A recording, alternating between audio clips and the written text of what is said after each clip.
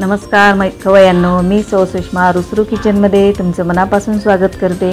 आज आपण पारंपरिक पदार्थ आषाढी स्पेशल गुळाच्या खुसखुशीत कापण्या बनवणार आहोत। चला तर मग आपण आता साहित्य बघू। 2 ते 2.5 वाट्या कणिक आहे, 1 वाटी गूळ आहे, 1 वाटी पाणी आहे, जायफळ वेलदोड्याची पूड आहे, खसखस आहे 1 चमचा, 1 चमचा बडीशेप पावडर आहे, 1 चमचा सुंठ पावडर आहे आणि चवीनुसार 1 चिमटभर मीठ आणि तळण्यासाठी तेल आहे। तर आपण सर्वप्रथम गुळाचा पाक म्हणजे नुसतं पाणी गूळ वितळून घ्यायचं आहे। आपल्याला एका भांड्यामध्ये एक वाटी पाणी घ्यायचं आहे आणि त्यात 1 वाटी गूळ घालायचा आहे। फक्त गूळ वितळेपर्यंतच आपल्याला त्याला गरम करायचं आहे आणि ते काढून ठेवायचं। नंतर आपण कडकडीत मोहन तयार करू 4 ते 5 चमचे आणि ते पण बाजूला ठेवू। आता वितळलेला गूळ आपण गाळून घेऊ।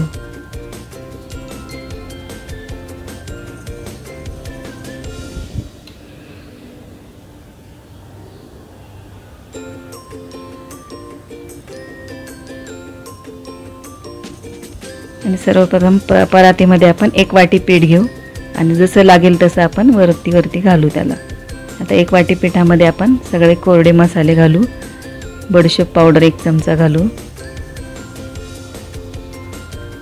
अर्धा चमचा जायफळ पावडर,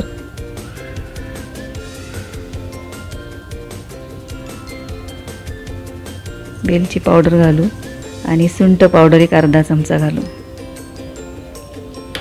आणि चवीनुसार मीठ घालू आणि हे कोरडंच आपण छान मिक्स करून घेऊ। आणि कडकडीत तेलाचे मोहन 4 ते 5 चमचे घालायचे आपल्याला, तुम्ही बघू शकता। आणि ते चमच्याने छान हलवून घ्यायचे कोमट होईपर्यंत। अजून गरमच आहे ते। नंतर त्याला हाताने असं चोळून सगळं आपलं मोहन पिठाला लागलं पाहिजे। चोळून तेल मोहन लावायचं आणि गोळा मुठीमध्ये घेऊन दाबून बघायचा। आपला गोळा जर घट्ट झाला तर आपलं परफेक्ट झालं मोहन असं समजायचं। आणि तो गोळा फोडून घ्यायचा आणि केलेलं गुळाचं पाणी त्याच्यामध्ये आपली हे कणिक भिजवून घ्यायची। थोडं करून घालायचं।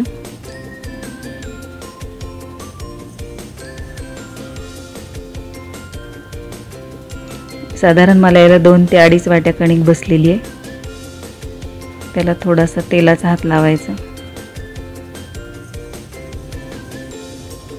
आणि परत एकदा छान मळून घ्यायचं ते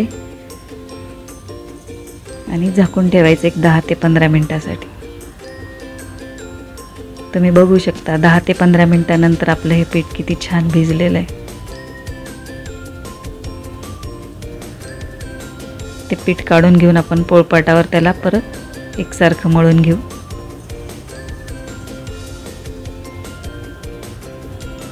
त्यातला छोटासा गोळा काढून घेऊ आणि राहिलेले पीठ आपण झाकून ठेवू।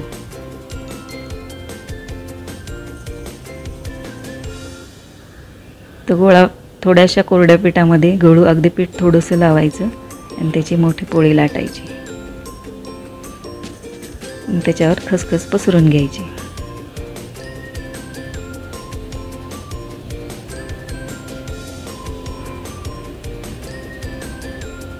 आणि पसरलेल्या खसखसीवर लाटणे फिरवायचं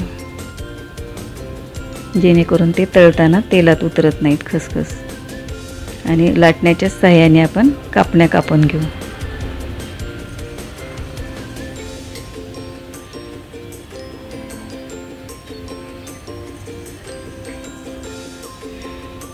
कापलेल्या कापण्या आपण ताटात काढू आणि तळण्यासाठी तेल ठेवू। तेल आपलं छान तापले, त्यात एक करून आपल्या सगळ्या कापण्या तळून घेऊ।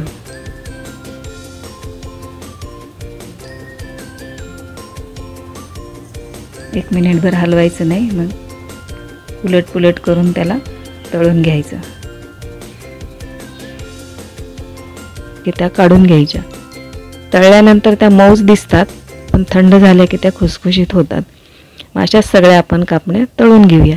तुम्ही पाहू शकता आपण ह्या कशा कापण्या तळलेल्या आहेत। त्या थंड झाल्या की हवाबंद डब्यामध्ये आपण ठेवू। हे 15 ते 20 दिवस खूप छान राहतात तुम्ही ह्या कापण्या तुम्ही प्रवासात पण नेऊ शकता आणि ह्याची चव खूप छान आहे, खुसखुशीत आहे, जाळीदार आहेत. तुम्ही बघू शकता कशा झाल्यात त्या. आणि या कापण्या तुम्ही मुलांना शाळेत डब्यामध्ये सुद्धा देऊ शकता किंवा चहा कॉफीसोबत सुद्धा खाऊ शकता आणि प्रवासात पण नेता येतात. जरी तुम्हाला माझी कापण्यांची रेसिपी आवडली असेल तर एक लाईक जरूर करा. नवीन असाल तर सबस्क्राईब करा. धन्यवाद.